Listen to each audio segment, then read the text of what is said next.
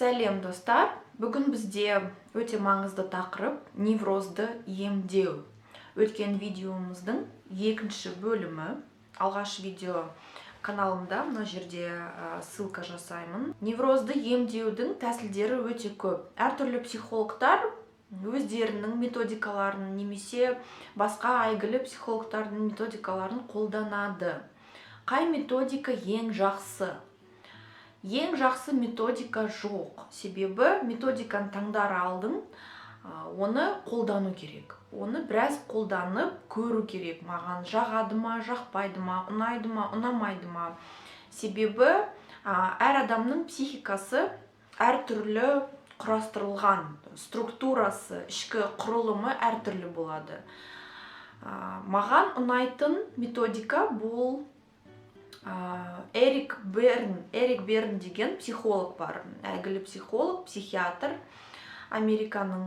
Сол кісінің методикасы өте ұнайды. Себебі оның методикасы көп адамға жағады, көп адамға сәйкес келеді, подходит. Не деген методика бұл? Эрик Берн сананы, әр адамның санасын 3 бөлімге бөледі.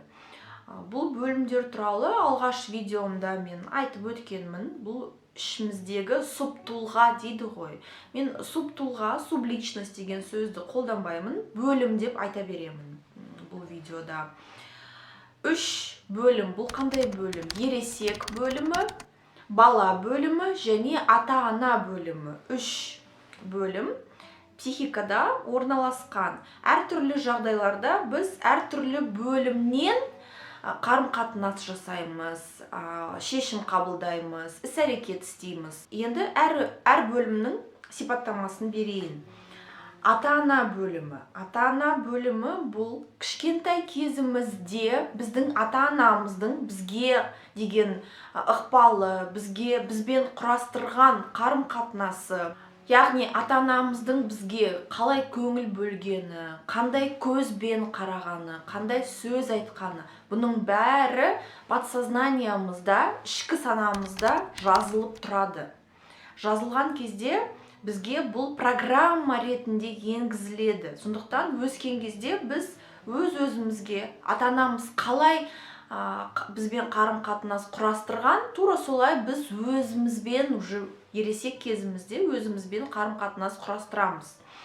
Ата-ананың отношениясы, ықпалы қандай болған? Мысалы, ата-анамыз мейірімді, қамқоршыл, өте ыстық сезіммен қараса бізді қатты сүйіп, бізге өзін сүйген сөзбен айтып, қимылмен, іс-әрекетпен көрсетсе, бізді құшақтаса, мәпелеп өсірсе, біз өзімізге де тура солай, өскен кезде тура солай қараймыз. Өзімізді құрметтейміз, өзімізге мейірімді боламыз, өзімізге ыстық сезіммен қараймыз, өзімізді сүйеміз. Егер ата-анамыз бізге ата-анаңызбен кішкентай кезіңізден қарым-қатынастар суық болса, формалды болса, мысалы, бала қандай семьялар әртүрлі болады ғой. Мысалы, ата-ана мен баланың арасында көбінесе бізде ыстық сезімдер құрылмаған.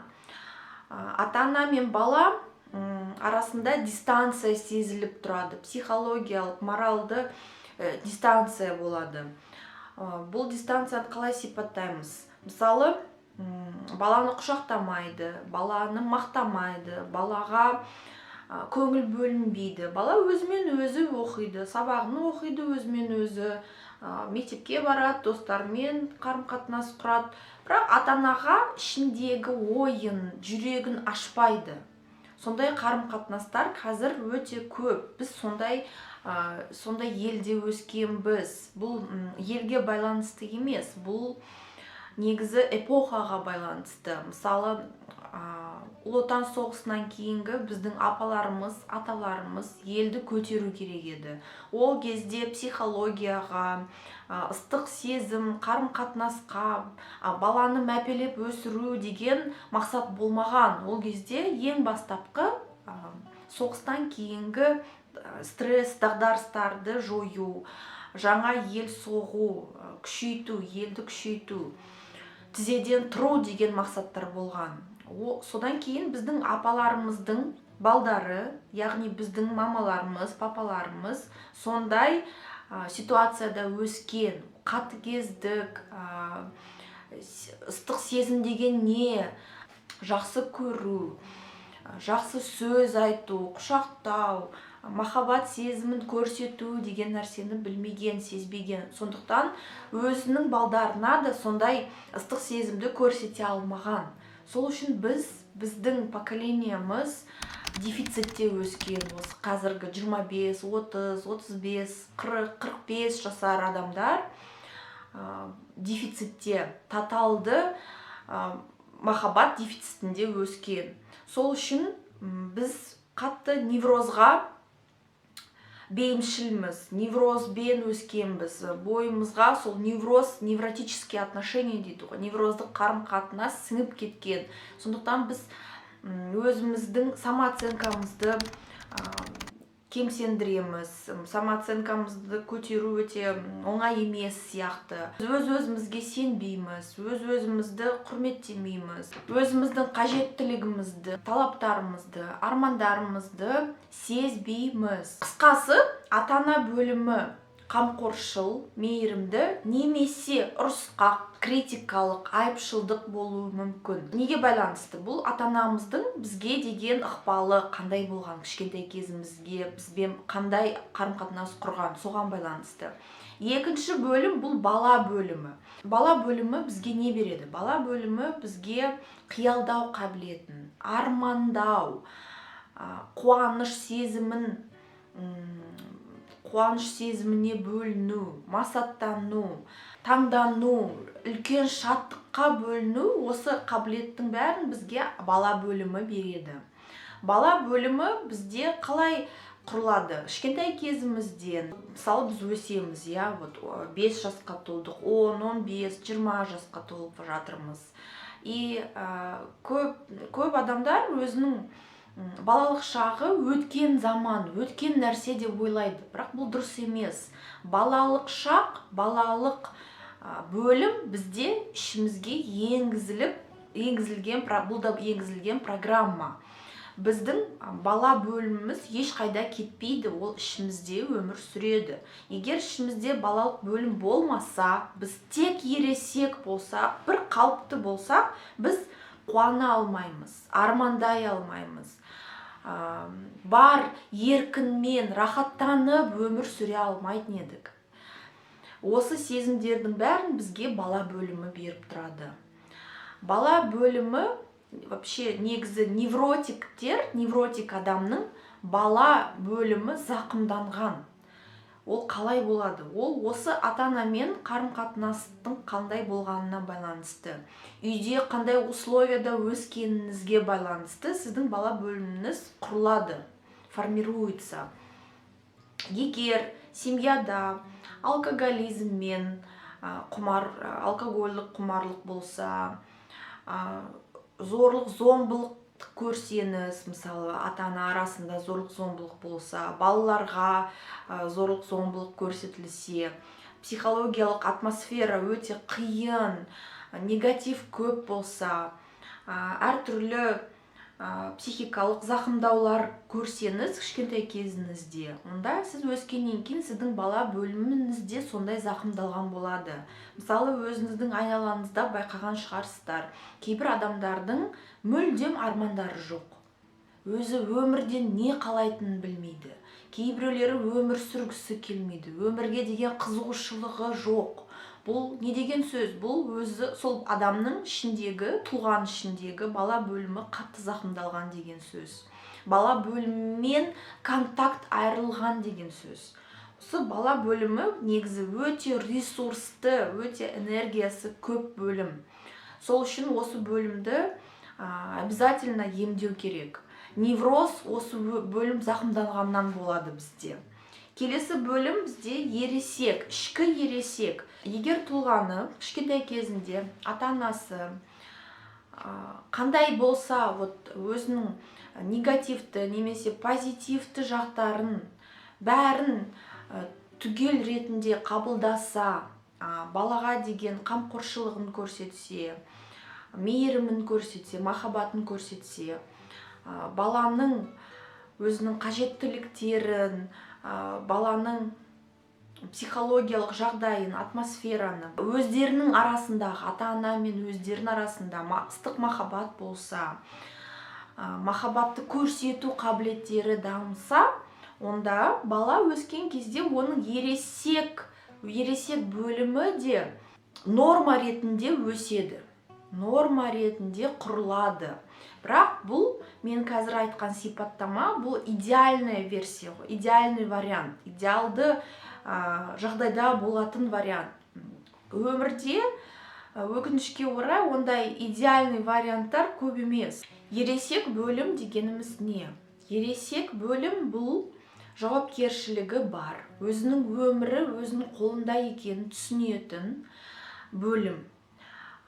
Тағы да одан басқа ересек бөлім бізге осы жерде қазір болып жатқан құбылыстардан қорытынды жасауға, шешім қабылдауға, өзін сыйлауға, өзінің қажеттіліктерін, армандарын сыйлайтын, өз алдына мақсат қойып, оған жете алатын бөлім. Яғни ересек бөлім бізге кәдімгі қазір осы жерде өмір сүруге көмектеседі. Кейбір адамдарда қатты неврозға ұшыраған адамдардың, депрессияшыл адамдардың ересек бөлімдері дамымаған, ересек бөлімі кішкентай. Егер мысалы сау адамның психикасы, сау адамның бөлімдері жақсы дамыған болса, ата-ана бөлімі, бала бөлімі, ересек бөлімі де жақсы дамиды. Табиғатта мысалы ересек бөлімі күшті дамыған, бірақ бала бөлімі онша дамымаған, ата-ана бөлімі қатты дамымағандар болмайды. Негізі, егер бір бөлімі жақсы дамымаған болса, қалғандары да дұрыс дамымайды. Сол үшін психологқа барған кезде, өзіңіздің психикаңызды емдеген кезде әр бөлімге көңіл бөлу керек. Әр бөлімді, ересекті де, ата-ана бөлімінде, ішкі бала бөлімінде бірдей емдеу қажет. Психикасы сау адамның атап өткендей үш бөлімі де сау. Әуелі ересек бөлімі жақсы дамыған, және ересек бөлімінің рөлі неде? Ересек бөлімі осы ата-ана бөлімі мен бала бөлімдерін сауықтыру. Осы екі бөлімді өзінің контроліне алу. Мысалы, адам бізде қанша ересек болсақ та өмірде ситуациялар әртүрлі болып тұрады. Көңіліміз қайтатын, мазасыз болатын күндеріміз, денсаулығымыз нашарлайтын күндеріміз болады. Осы кезде біздің ішкі бала бөліміміз қамқоршылдықты тілейді, забота дейді ғой, забота, мейірімділікті, махаббатты тілейді. Және егер сіздің психикаңыз сау болса, сіз өзіңіз ересек адам болсаңыз, сіз осы қамқоршылықты өзіңіз көрсете аласыз. Оны ересек бөліміңіз контролировать етеді. Қазір көреді, мысалы, қалай болады ол. Ересек бөліміңіз байқайды. Қазір бала бөліміме қамқоршылық керек.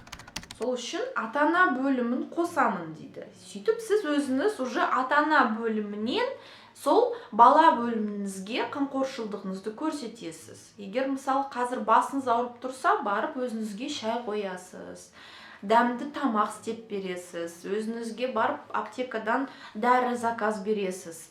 Яғни өзіңізге қамқоршылдықты көрсетесіз. Келесіде ауырмау үшін қандай тәсілдер жасай алатынымды ерте программировать етемін, ерте пландап, жоспарлап, өзіме дайындап қоямын деген іс-әрекет жасайсыз. Мысалы, ауырмау үшін мұздай су ішпеймін келесіде, тамақты шілей көп жемеймін, алкогольді, мысалы, 2 бокал винодан артық ішпеймін, ертерек жатамын, режим дейді ғой, режим дня, күн тәртібін, дене шынықтыру қимылдарын, осының бәрін жасаймын деп өзіне жоспарлайды ересек адам. Сол арқылы ересек өзінің ата-ана бөлімінде и бала бөлімінде контролінде ұстап тұрады, өзінің қамқоршылдығын көрсетіп тұрады. Психикасы сау адамның ересек бөлімі өзін өте жоғары, самооценкасы өте жоғары болады.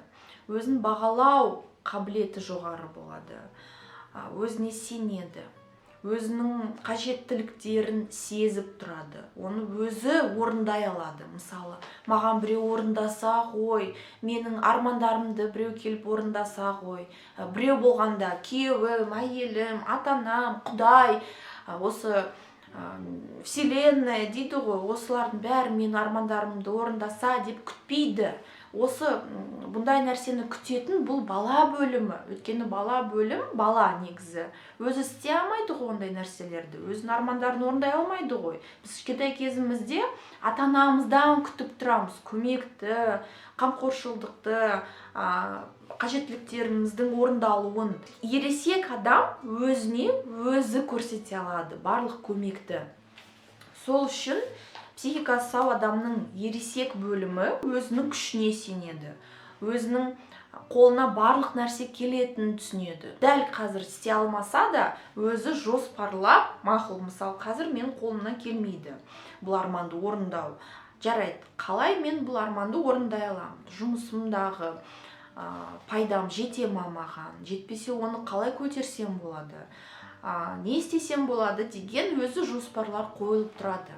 Өз-өзіне сенетін адамға бүкіл дүние, бүкіл әлем көмектесіп тұрады. Әртүрлі мүмкіншіліктер туындайды. Мүмкіншіліктер, сыйлар туындайды. Сол үшін сіздің ересек бөліміңіз, бізге ересек бөліміміз өте қажет.